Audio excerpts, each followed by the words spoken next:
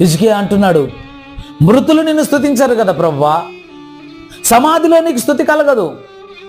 నేను సజీవుడినై ఉన్నాను గనుక నేను నిన్ను స్తుతించగలుగుతున్నా. నాన్న దేవుని బిడ్డ, నువ్వు బ్రతికున్నావా? దేవునికి స్తుతులు చెల్లించు.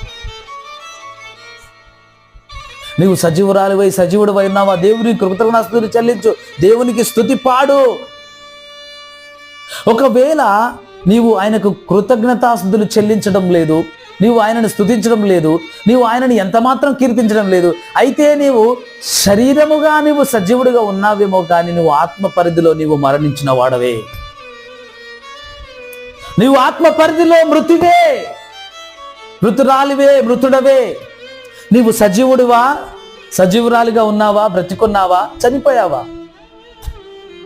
నీవు బ్రతికున్నట్లయితే దేవుణ్ణి స్తుతించు. నీవు సజీవుడిగా